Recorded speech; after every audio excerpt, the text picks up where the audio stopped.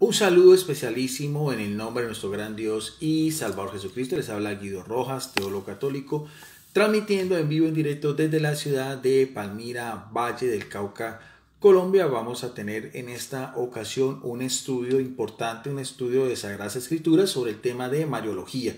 O sea, el estudio sobre María, pero basado en las Sagradas Escrituras, que lleva por título La relación directa de María como la única criatura humana en la historia de la salvación, que tiene una relación directa, estrecha e íntima con las tres personas de la Trinidad. Y lo vamos a hacer apoyados en las Sagradas Escrituras. Vamos a ir meditando algunos pasajes bíblicos que tienen pues una relación directa con el tema en el día de hoy. Lo vamos a hacer. Voy a utilizar siempre Biblias en físico. En esta ocasión tengo esta Biblia latinoamericana de El Verbo Divino. En primer lugar, vamos a ver lo que podemos analizar, lo que podemos meditar, lo que podemos constatar desde la Biblia, de las Sagradas Escrituras, lo que es María con la primera persona de la Trinidad, que sería Dios Padre. Y vamos a verlo de algunas citas bíblicas, especialmente del Nuevo Testamento. La primera es una epístola, la epístola de los Gálatas, escrita por el apóstol Pablo.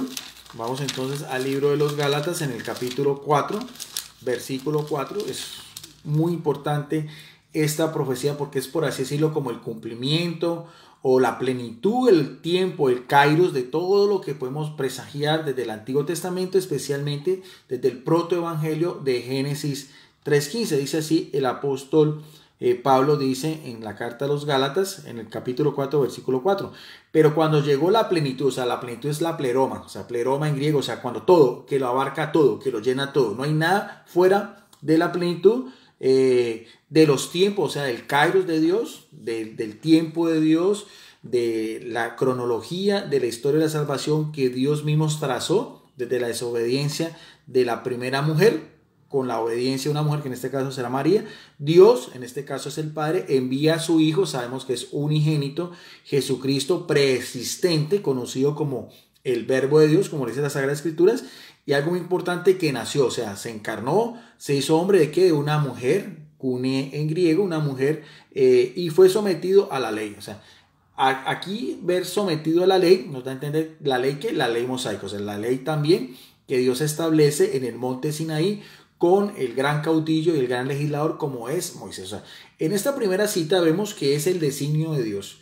Dios quiere escoger a una mujer de raza judía, de la misma descendencia de Abraham, de Isaac, de Jacob, para que fuera ella ese vaso receptor, un vaso santo, puro, sagrado, así queremos en la Iglesia Católica, en el tiempo que Dios establece, por el designio mismo de Él, para lo que es la salvación humana. Entonces, ahí vemos una relación directa entre, por así decirlo ya de una manera profética, entre la relación directa del Padre con esta criatura de unas cualidades excepcionales como es María. Todo, como podemos constatarlo en la palabra de Dios, por sus propios designios, por su propio propósito divino. Ahora, vamos entonces también ya de la promesa al cumplimiento y vamos a pasar entonces ya a un evangelio. En este caso es el evangelio de Lucas. Sabemos que Lucas, el cronista también, discípulo inmediato del apóstol Pablo también, que escribió su evangelio hacia los años 80, en lo que es un pasaje muy bonito, muy hermoso, que vale la pena meditar y saborear lo que el Espíritu Santo nos quiere transmitir. Vamos a mirarlo en el capítulo 1, versículos 26 al 30 y también el 35. Otra vez dice aquí en las Santas Escrituras, dice: cuando el ángel se le aparece a María en Nazaret, una pequeña aldea en el norte de Galilea, más o menos sabemos que María era una aldeana de unos 15, 16 años, comprometida también con un personaje, José, llamado el justo, de la casa de David.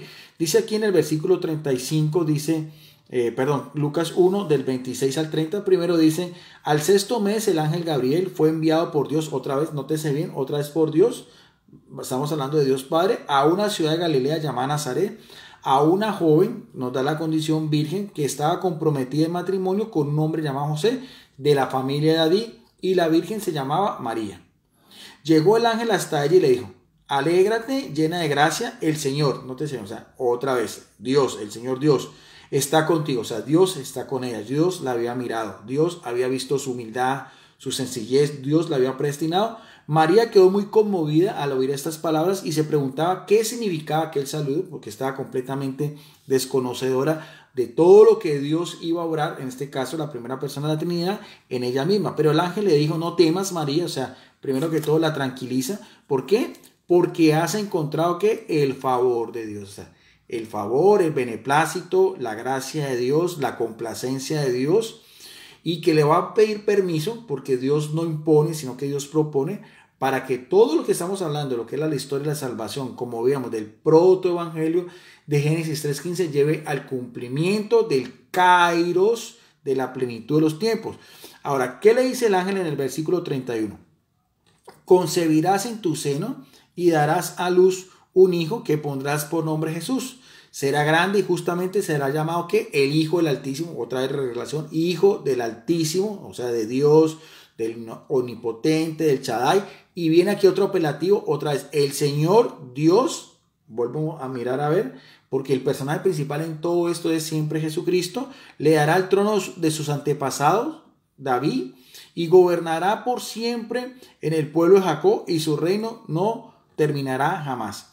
María entonces le dijo al ángel, ¿cómo puede ser esto si soy virgen? Contestó el ángel, aquí viene también, el Espíritu Santo descenderá sobre ti, y aquí viene muy importante, y el poder, o sea, aquí viene ese término poder muy importante, dunamis en griego, o sea, poder, potestad, potencia, ¿de quién? Otra vez, del Altísimo, ese término muy hermoso, el Altísimo, el que está por encima de todo, de toda esfera, de todo lo que puede ser el universo mismo, por encima de él no hay nadie más, a eso da a entender el término Altísimo. ¿Te cubrirá con qué? Con su sombra santa, con su sombra poderosa, algo que es y que no lo encontramos en ningún otro pasaje, ni en el Antiguo ni en el Nuevo Testamento. El poder de Dios cubriendo con su sombra santa, con su sombra divina, ¿a quién? A una criatura humana, porque por el papel que va a desempeñar ella en la historia de la salvación, por ser ella la escogida entre todas las otras mujeres judías en todos los tiempos, desde la misma alianza que hace Dios con Abraham,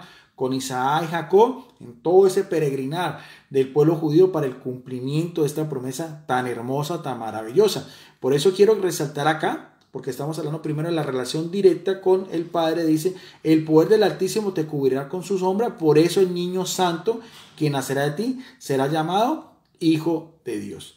Ahí vemos entonces, como decíamos, primero promesa en Gálatas 4:4, ahora ya el cumplimiento y la realización como tal, otra vez designio de Dios por el ángel Gabriel, el mismo poder de Dios va a cubrirlas, toda su dunamis, toda su potencia, toda su majestad, a esta sencilla mujer aldeana, santa, creemos también, pura y libre de todo pecado. Otro pasaje también que es muy importante para mirar entonces esta meditación, porque ante todos estos estudios son de meditación bíblica, para mis amigos católicos y mis amigos evangélicos, que todo el mundo, cualquiera puede constatar en la palabra de Dios, porque solamente lo estamos haciendo desde las Santas Escrituras. Lo vemos también en el Evangelio de Juan, ya 30 años después de ese mismo anuncio, cuando ese hijo de ella ya es un hombre en la plenitud de su juventud, en la plenitud de lo que era para un hombre judío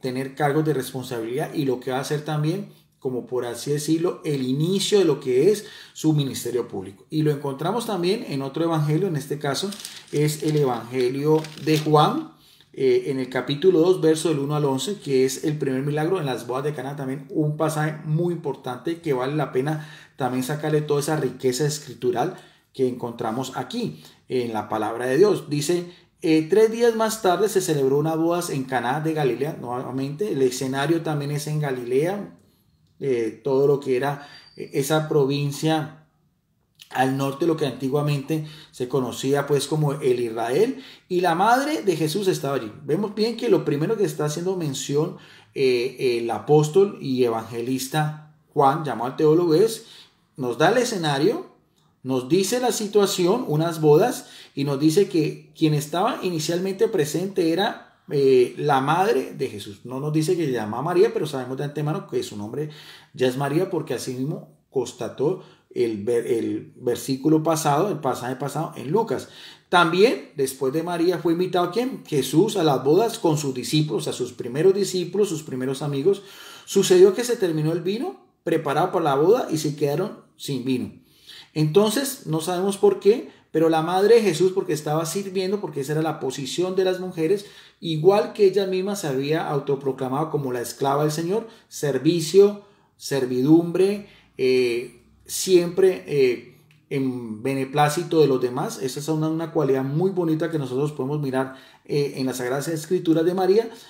Por eso se acerca con esa confianza de madre a su Hijo Jesucristo con esta petición inusual, porque al fin y al cabo Jesucristo era un invitado. No sabemos si los novios podían ser parientes muy cercanos, familiares, o una familia muy allegada a Jesús y a María. No se menciona ya en ese momento a José, pero lo interesante del caso es la petición que le dice María. Dice en el versículo 3, y aparece entre comillas, la madre de Jesús, nuevamente aparece otra vez, la madre de Jesús le dijo, no tienen vino, solamente eso. Ahora, Jesús le respondió, ¿qué quieres de mí, mujer? Ese término otra vez, mujer, no en señal de despectivo, sino mujer en señal de señora, en señal de reverencia, en señal de respeto. Hay que mirar la etimología y la raíz de lo que es estos términos en griego para poder saber de que no es nada despectivo, ni es nada, por así decirlo, tajante, todo lo contrario.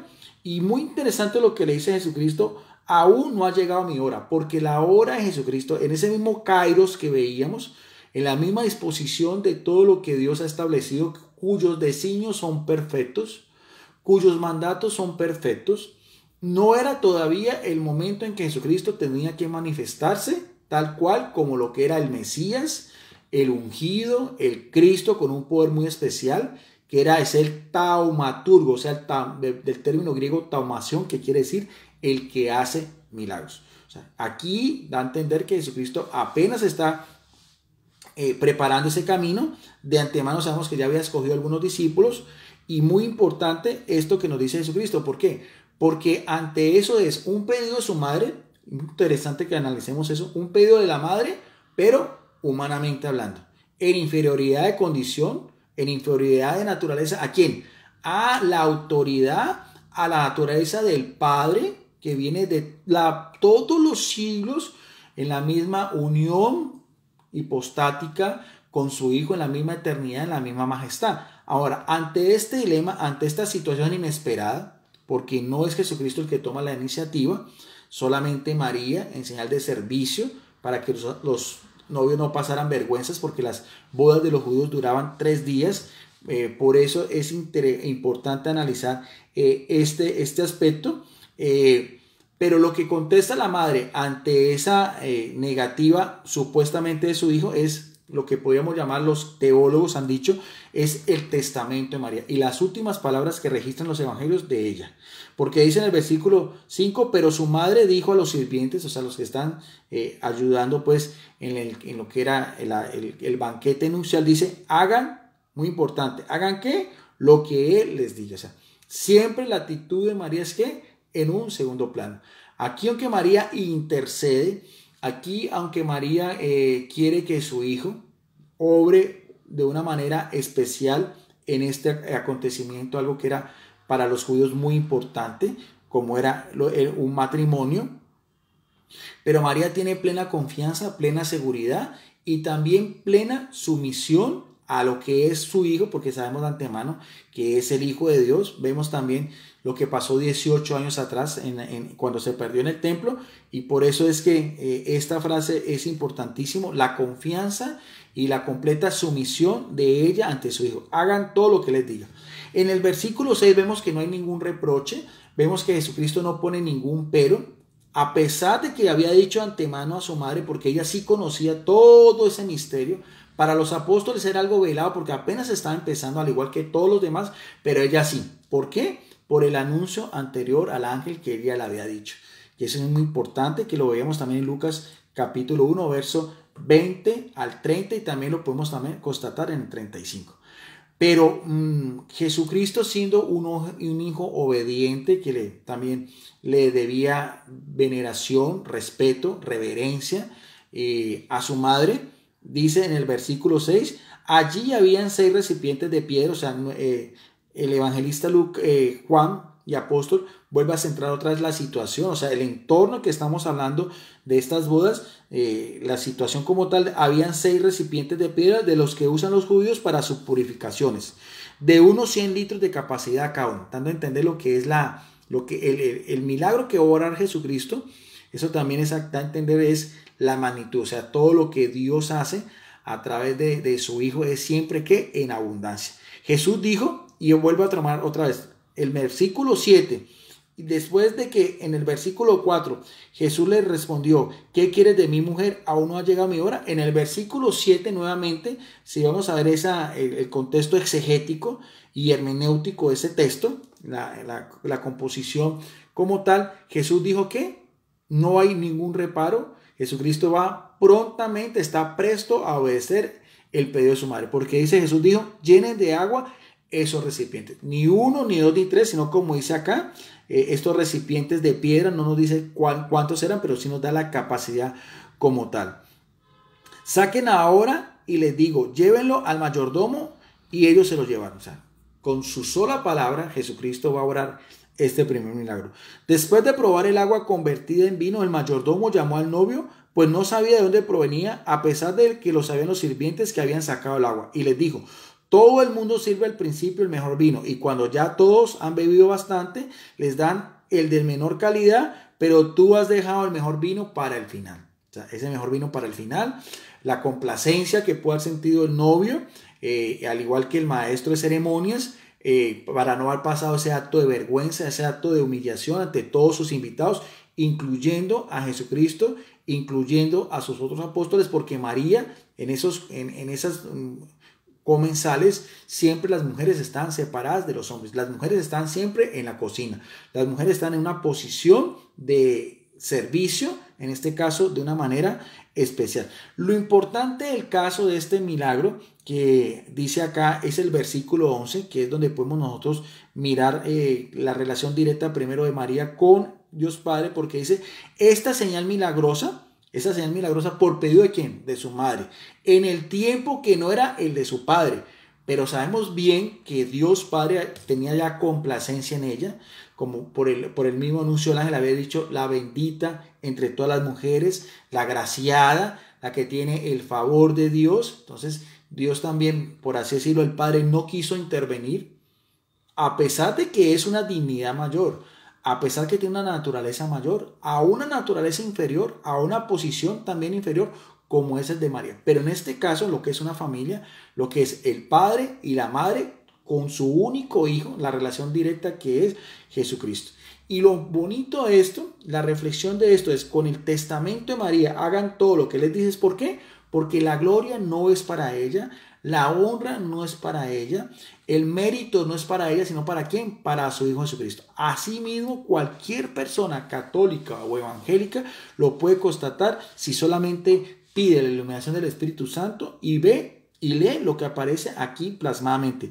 Esta señal milagrosa fue la primera y Jesús la hizo en Caná de Galilea, así que así manifestó su ¿qué? Su gloria. El término gloria es doxa, o sea, su esplendor, su divinidad, su mismo poder, su misma majestad, que también es igual al Padre. Y que también dice acá, no solamente eso, porque hay dos consecuencias que se realizó con este milagro. Una, a nivel exterior, de haber transformado el agua en vino para beneplácito del novio, del mayordomo y de todos los invitados. Y una en relación directa a Jesucristo, que es el protagonista también principal en este pasaje, que es que nos dice acá dos cosas: manifestar su gloria, y sus discípulos creyeron en él. Entonces ahí podemos mirar en estos tres pasajes bíblicos lo que decíamos, esa meditación de la relación de María en primer lugar con Dios Padre. Ahora veamos también algunos otros pasajes también de María con su Hijo Jesucristo, y tenemos que volver otra vez al mismo Evangelio de Lucas, al mismo Génesis, o sea, al mismo origen, porque ya estamos hablando otra vez del ministerio público de Jesucristo, pero veamos otra vez lo que fue el inicio como tal de este mensaje tan maravilloso, tan supremamente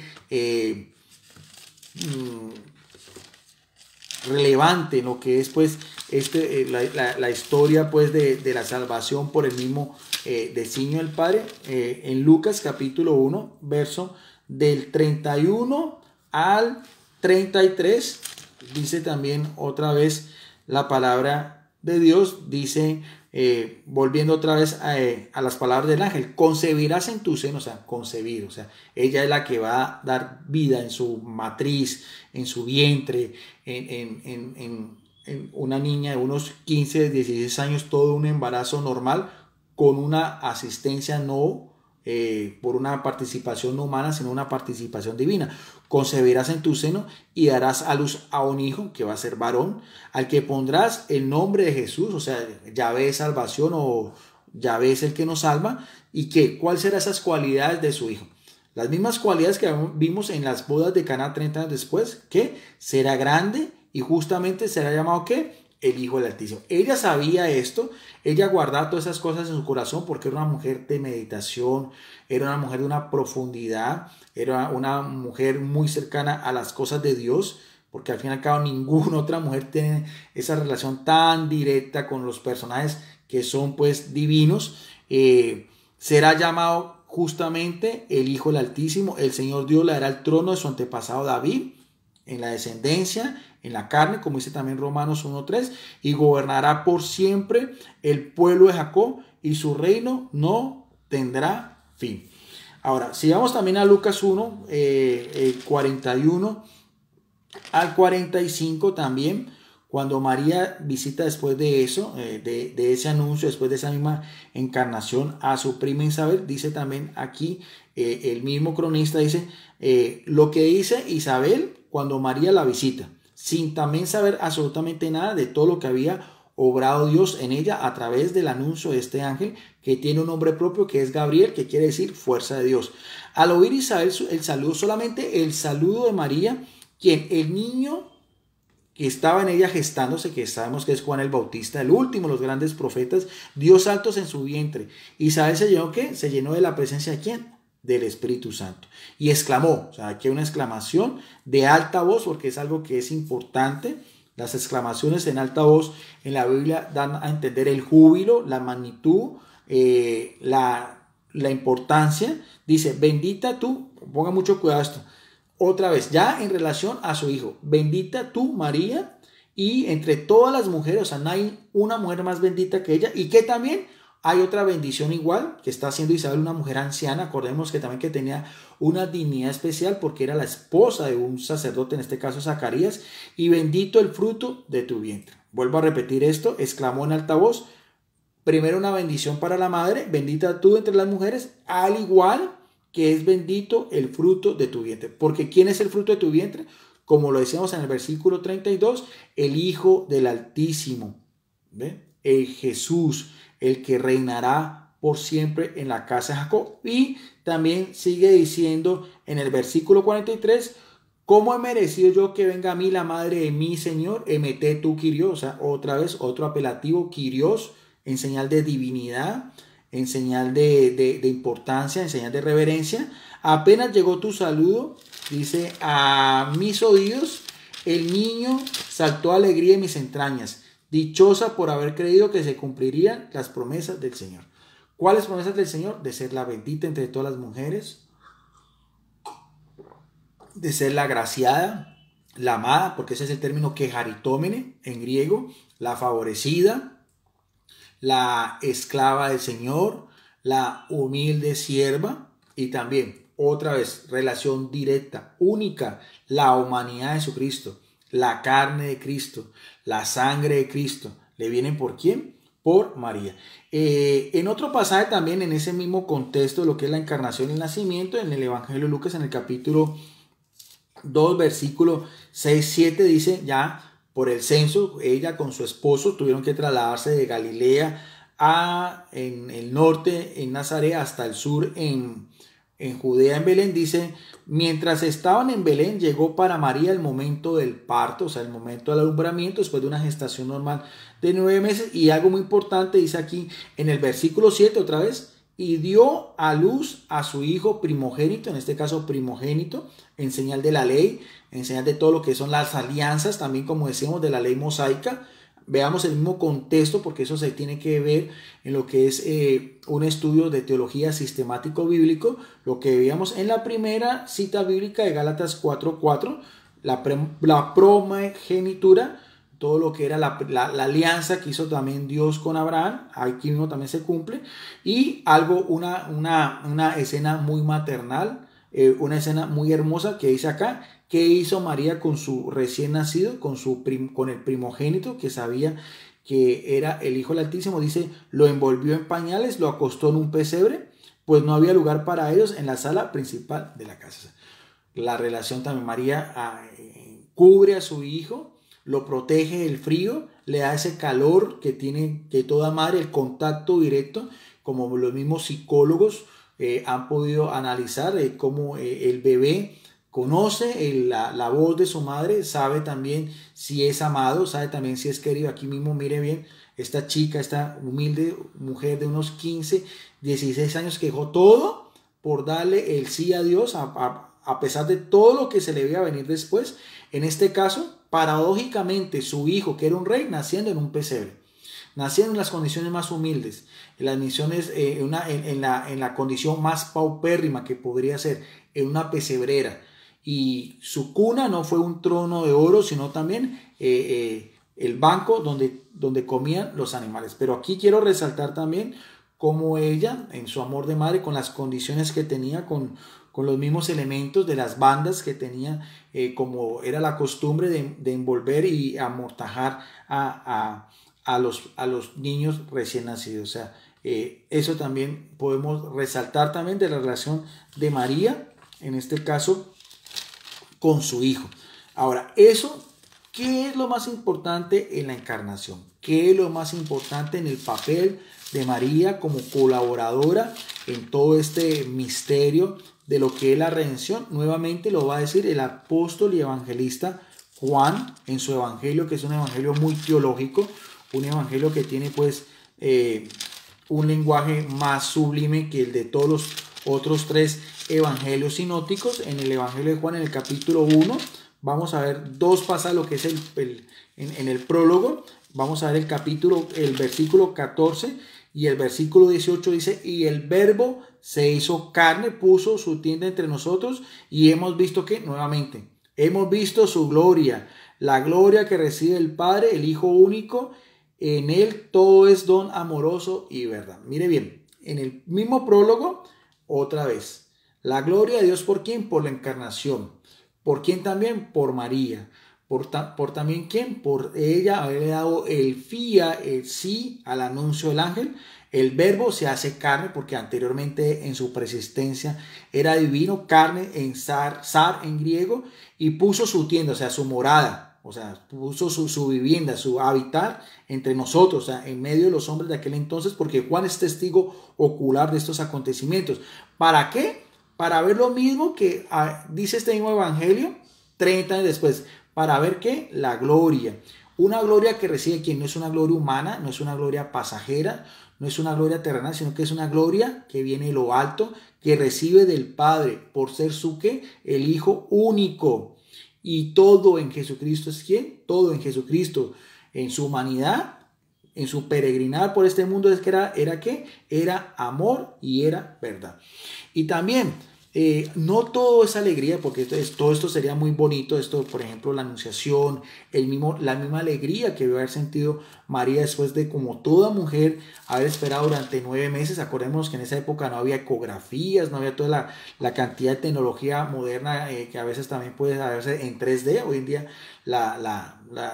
el término de ginecología, también de todo lo que tiene que ver con la maternidad, es tan avanzado que también se pueden hacer pues impresiones también y videos del prenato en toda su condición, en toda su gestación después de que está completamente formado. En ese entonces no, Por lo tanto, la expectativa de María al ver a ese pequeño niño recién nacido, de poderlo ella cargar, de poder ello proteger, de poder ella darle también de su misma leche materna, alimentarlo, como lo que hace cualquier madre, con la sola excepción de que este es el Hijo del Altísimo. Eso es una cualidad.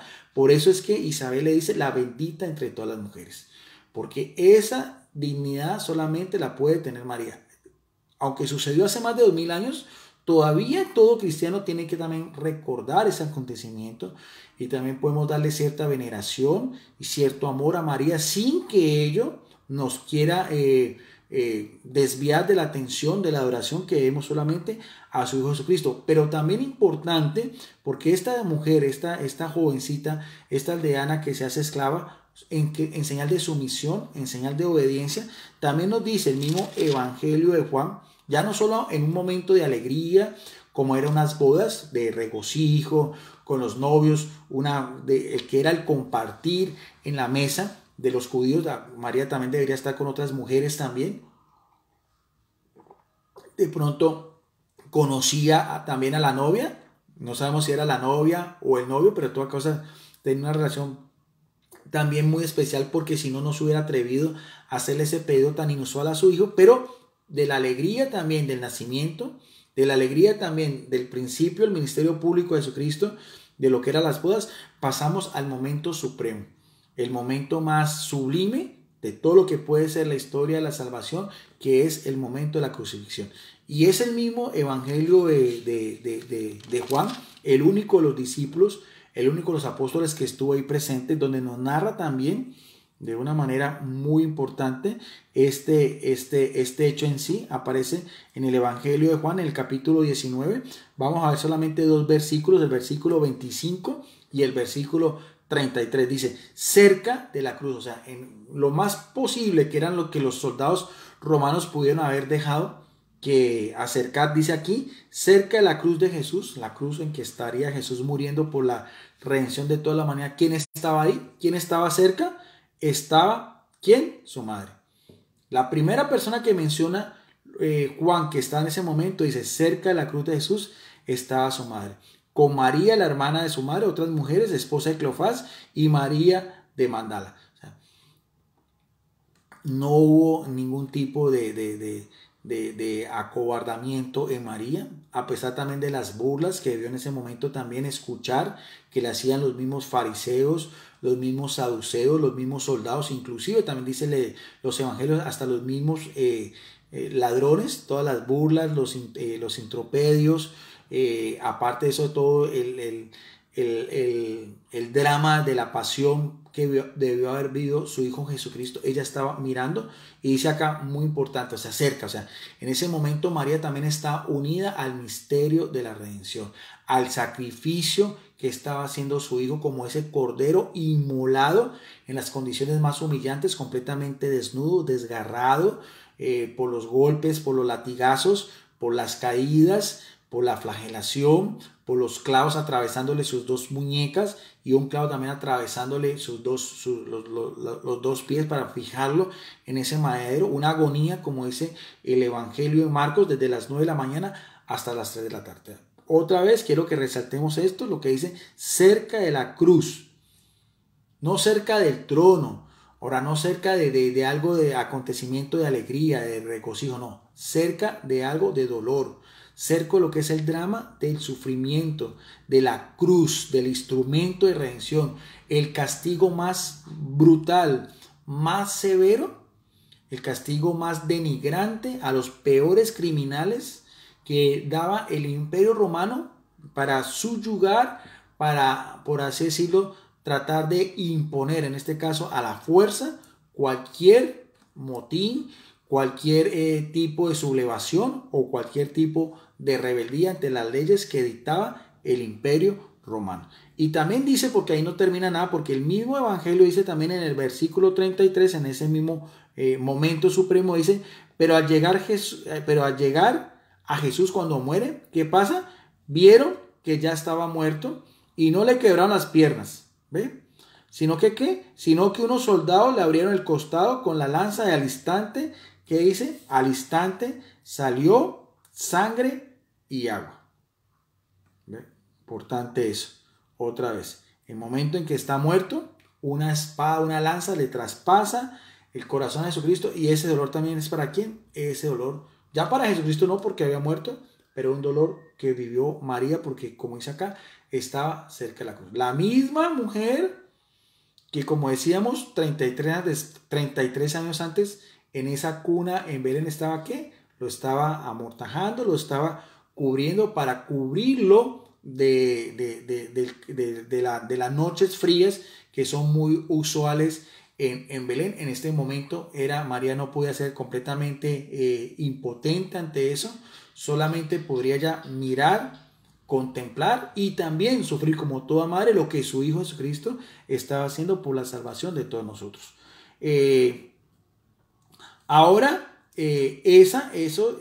Esta cuestión del drama de la cruz era también una profecía que ella había llevado en su mente, en su corazón, también cuando en la presentación de Jesús en el templo, como dice también Evangelio de Lucas, capítulo 2, verso del 34 al 35, el profeta Simeón dice, los bendijo a ella y a José cuando presentaron a su hijo en el templo, pero viene directamente Simeón a María, dícele, y a María su madre, otra vez, siempre mire bien, como veíamos también, siempre se relaciona a María con el término madre, mater en griego. Mira a un niño de 40 días de nacido, dice, mira, este niño traerá a la gente de Israel que caída o resurrección. O sea, lo que el hijo va a provocar en muchos judíos, rechazo y unos también aprobación, asimismo a María se le había presagiado.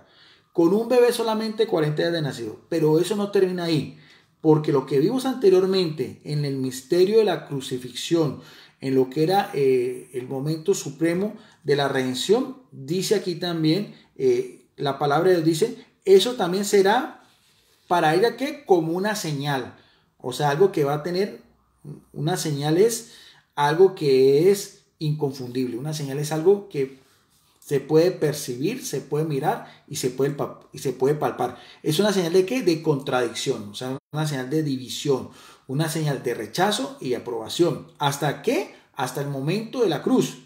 ¿Por qué? Porque mientras uno rechazaba a Jesucristo, mientras los fariseos, los saduceos, el gran Sanedrín se burlaban de ellos, los mismos romanos también hasta sus mismas vestiduras se las jugaron a los dados, los mismos dos ladrones en la cruz, aunque después uno se arrepiente, otro grupo también, María, unas mujeres también, que para la época de ese entonces el testimonio de una mujer no valía absolutamente nada, una mujer era considerada siempre como un menor de edad, como alguien insignificante, como alguien que ni siquiera en un testimonio podía hacer una declaración juramentada, alguien, un ser inferior al hombre, que no están obligadas a ir a las sinagogas, no reciben ningún tipo de instrucción de la Torá y tampoco están obligadas a la peregrinación a Jerusalén. Pero entre todo ese grupo de mujeres, en esa misma concepción de lo que era la sociedad judía,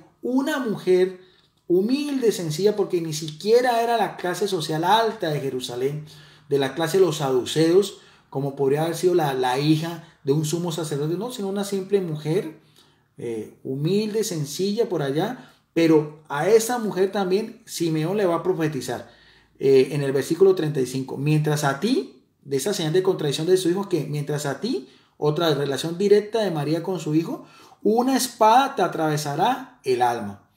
Por este medio, sin embargo, saldrán a la luz los pensamientos íntimos de los hombres. O sea, todo el ser, todo el alma, suké en griego, el alma, todo el cuerpo, toda la persona de María va a ser traspasada por las mismas incomprensiones, por la misma apostasía, por la misma dureza del pueblo judío, que viendo a Jesucristo con sus señales, con sus milagros, con sus prodigios, con su predicación, con las profecías que se cumplieron en él, sus líderes, que eran los primeros en haberlo aceptado, hicieron todo un complot, lo vendieron también por 30 monedas a uno de sus amigos y se confabularon también y presionaron al gobernador romano Poncio Pilato para que fuera crucificado.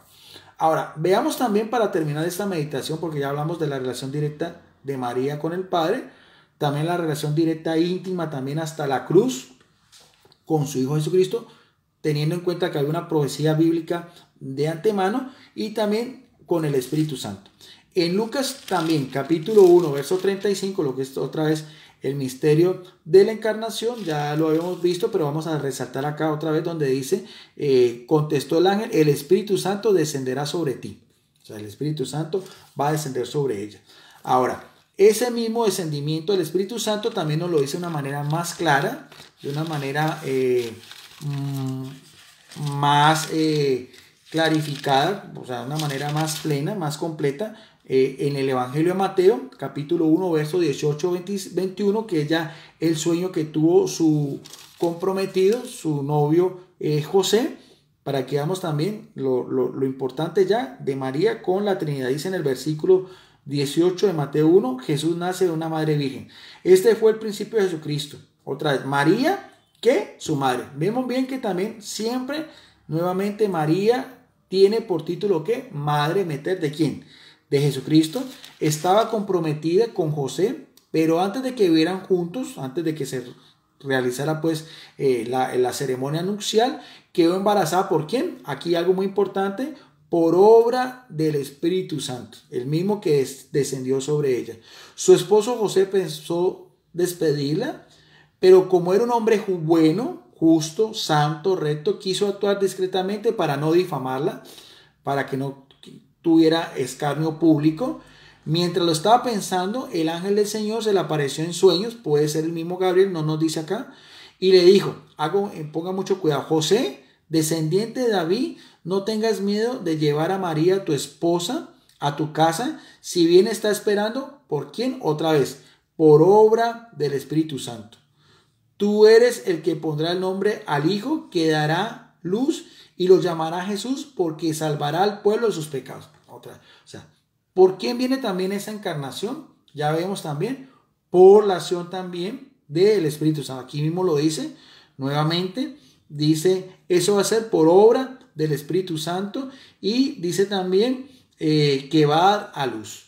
O sea, dar luz, lo mismo que vemos también en el Evangelio de Lucas, cuando nace Jesucristo, al final de esa gestación también de 9 meses. O sea, también vemos también la relación directa de María con el Espíritu Santo. Ya después, otra referencia que podemos también encontrar, una analogía también, eso ya es más también de orden pues de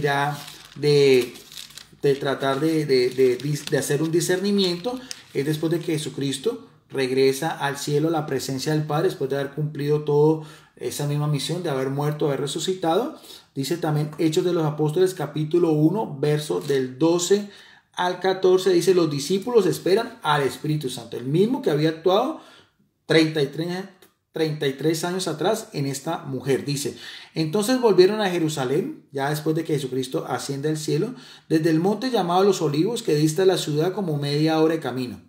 Entraron a la ciudad y subieron a la habitación superior de la casa donde se alojaban, y allí estaban, vamos a ver otra vez Lucas, ese es el que nos dice, porque él mismo escribió este mismo libro.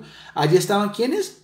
En primer lugar, Pedro, porque era un apóstol que tiene el liderazgo. Juan, el mismo que vemos anteriormente, que estaba en la cruz. Santiago y Andrés, Felipe, Tomás, Bartolomé, Mateo, Santiago, hijo de Alfeo, Simón el celote, Judas, hijo de Santiago. Y dice en el versículo 14, porque ellos son los protagonistas principales, ya son los que van a ser encargados de la iglesia de Jesucristo, de ahí el término apóstol, apostolo, que quiere decir el enviado.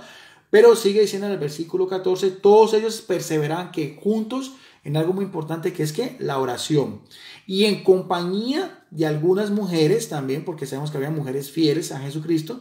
Ya vemos también María, esposa de Cleofás, María también de Magdala, María la madre de los hijos de Zebedeo, y de María la madre de Jesús y de sus hermanos o parientes, que sabemos que es el mismo término. Otra vez, nuevamente aparece también a la par, con nombre propio, primero en el grupo de los apóstoles y también en el grupo de las mujeres, pero de todas ellas, la única que tiene, por así decirlo, el realce, de acuerdo a lo que mismo dice Lucas, de poner por escrito el nombre es ¿quién? De María. Por así decirlo, podemos ver que María era el centro, de esa primera comunidad como una madre en un sentido espiritual. En este caso, así lo ve la Iglesia Católica, pues de una manera muy mística, de los mismos apóstoles, de la madre, de los mismos parientes o hermanos de Jesús, o sea, María. ¿Y qué pasa después de estar en oración? ¿Cuál es la finalidad de todo eso? Nos dice aquí seguidamente en el mismo Hechos de los Apóstoles, ya en el capítulo 2, versículo 1 y 4, dice que cuando llegó el día de Pentecostés, o sea, una fiesta también judía muy importante, 50 días después de la Pascua en que había muerto Jesucristo, estaban todos reunidos en el mismo lugar. No nos dice quiénes, pero podemos suponer, podemos presumir que eran quienes, todos los apóstoles, las mujeres, los parientes de Jesús y también María. ¿Y qué es lo que pasa acá? Dice, de repente vino del cielo un ruido como de una violenta ráfaga de viento que llenó toda la casa donde estaban. Y aparecieron unas lenguas como de fuego que se repartieron y fueron posándose sobre cada uno de ellos. ¿Qué es toda esta cosa tan extraordinaria, toda esta cosa tan sobrenatural que había sucedido? Dice en el versículo 4, todos quedaron llenos ¿de quién? Todos quedaron llenos del Espíritu Santo. Y comenzaron a hablar en otras lenguas según el Espíritu les concedía que se expresaran. Ese mismo Espíritu Santo se posa sobre todos los apóstoles, ya con una misión muy importante, otra misión, porque cada personaje tiene su lugar en lo que es, lo veíamos en este rompecabezas, por así decirlo, de la salvación. El Padre, que es el que por su propia voluntad manda, ¿a quién? A su único Hijo. El ángel Gabriel, que anuncia ese acontecimiento. María, que es la mujer que Dios escoge para eso. Simeón, que profetiza también una espada de dolor. José también, su esposo, custodio también, protector de esta sagrada familia. Los mismos apóstoles también. Los novios en Caná, por el cual se obró el primer milagro. Los mismos personajes que intrigaron, que fueron causa de división. El Sanedrín, las autoridades judías, la autoridad también de Pilatos, los soldados romanos que participaron en este acontecimiento, otras mujeres también piadosas, fieles también en la cruz y también en Pentecostés, y también especialmente los apóstoles, porque ellos van a ser ya los heraldos al mando de Pedro, que con la acción del Espíritu Santo van a proclamar ya lo que es la buena nueva y lo que es ya la constitución de esa misma iglesia de Jesucristo y la expansión, como él mismo lo había dicho, también de que abarcara también el género humano y que todavía transcurre 21 siglos después.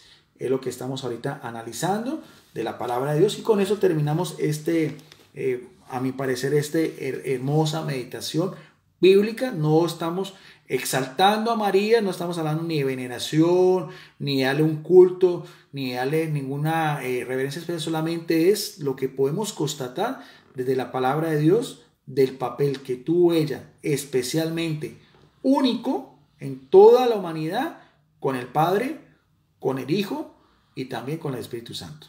Si les gustó este video, queda en mi muro, lo subo como siempre a mi canal de Facebook, Debate Bíblico y Teológico Licenciado Guido Rojos, y también a mi canal en YouTube, donde tengo también muchos otros estudios de Mariología, de Cristología, de Eclesiología también, algunos debates, algunos compartir, diferentes temas que se llama Teólogo Guido Rojas. Se pueden suscribir y darle campanita para que estén pendientes también de los videos que van a venir después.